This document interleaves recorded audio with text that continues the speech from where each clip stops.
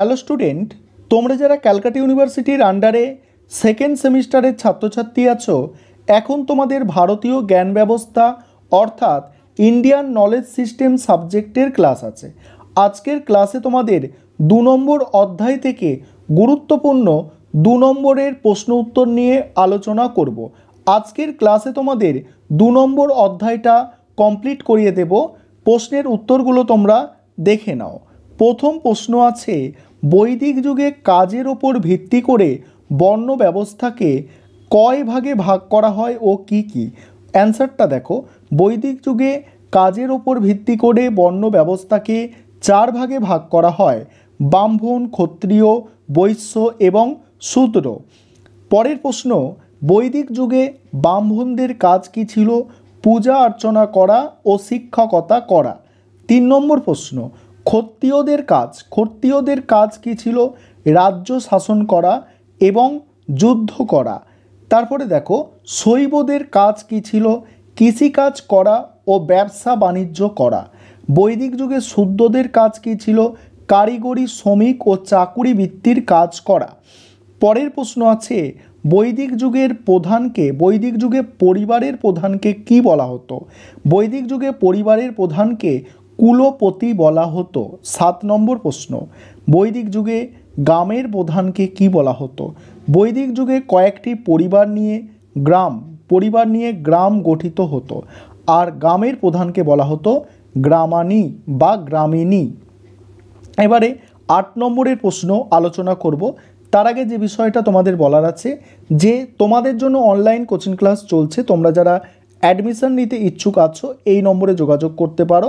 9123005218 এই নম্বরে তোমরা যোগাযোগ করে অ্যাডমিশন নিতে পারো।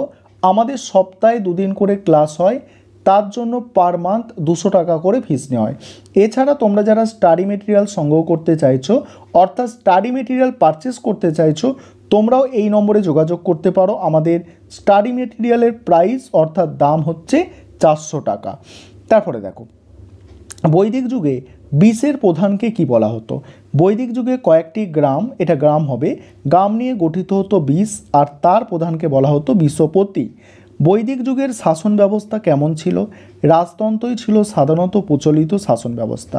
রাজাকে রাজন বলা হতো।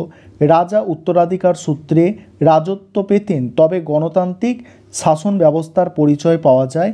এই সময় সাধারণত রাজা নির্বাচিত হতেন না, কিন্তু তাকে জনসমর্থন আদায় করতে হতো। গণপ্রজাতান্ত্রিক রাষ্ট্রে শাসকদের গণপতি বা জ্যেষ্ঠ বলা হতো। পরের প্রশ্ন আছে, সভা সমিতি কি?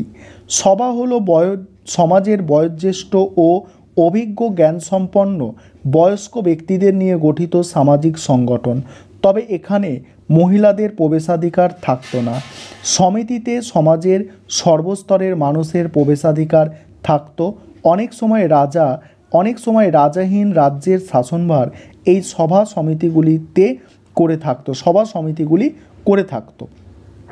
বৈদিক যুগে 2জন প্রভাবশালী পুরোহিতের নাম বশিষ্ঠ আর বিশ্বমিত্র।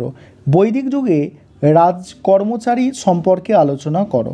দেখো, রাজাকে শাসন কার্যে সাহায্য করত পুরোহিত, সেনাপতি, ব্রজপতি, গ্রামিণী, গুপ্তচর, দূত প্রভৃতি রাজকর্মচারীরা। তারপরে কি প্রশ্ন আছে দেখো, এই প্রশ্নটা আরও একটু অ্যান্সারটা বাকি আছে। রাজকর্মচারীদের মধ্যে পুরোহিতরা রাজাকে সাহায্য করার ক্ষেত্রে অগ্রণী ভূমিকা নিত, তারপরেই ছিল প্রধান সেনাপতির স্থান। পরের প্রশ্ন আছে, বৈদিক যুগের সমাজ সম্পর্কে লেখো। বৈদিক যুগে অর্থাৎ 1500 থেকে 550 খ্রিস্টপূর্বাব্দে উপজাতীয় গোষ্ঠীভিত্তিক সম্প্রদায়গুলি দেখা গিয়েছিল। রাজারা মূলত উপজাতির প্রধান ছিলেন, বিকেন্দ্রীভূত পদ্ধতিতে শাসন করতেন।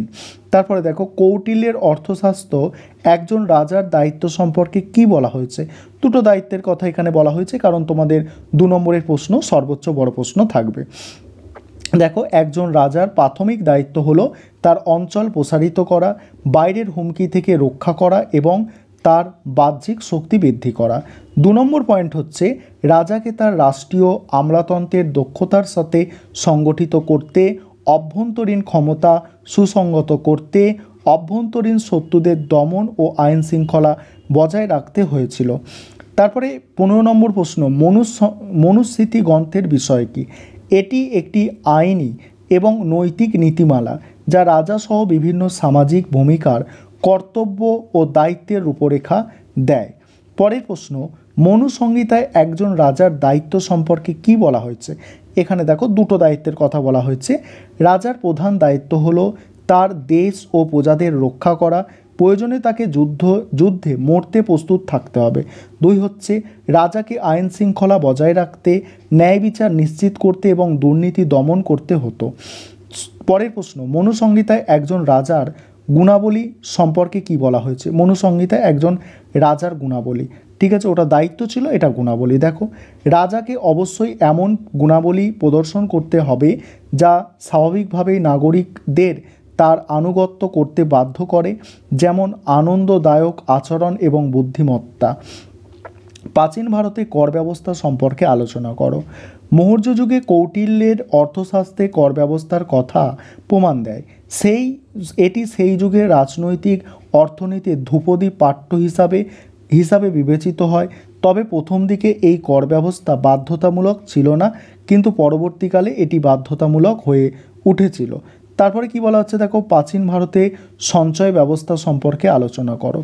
কৌটিল্য জরুরি পরিস্থিতির মোকাবিলা, জনসাধারণের জন্য প্রকল্প অর্থায়ন, স্থিতিশীলতা বজায় রাখার জন্য একটি কোষাগারে উদ্ধৃত প্রয়োজনীয়তার ওপর জোর দিয়েছেন।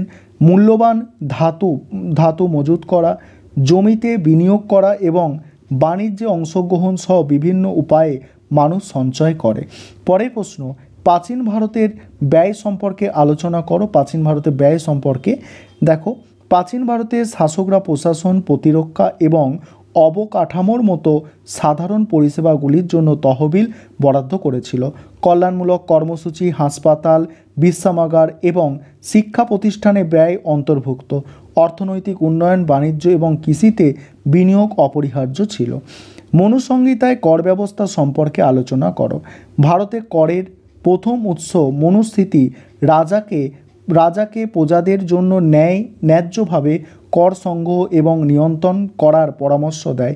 এতে উল্লেখিত বিধান অনুযায়ী ব্যবসায়ীদের 20% কর দিতে হবে, কারিগরদের 20% দিতে হবে, পরিস্থিতির ওপর ভিত্তি করে কৃষকদের 1/6 বা 6/1 অংশ, 8/1 অংশ বা তোমার 10/1 ভাগ দিতে হতো। এই ছিল তোমাদের 2 নম্বর অধ্যায়, অর্থাৎ মডিউল 2 থেকে 2 নম্বরের প্রশ্ন উত্তর।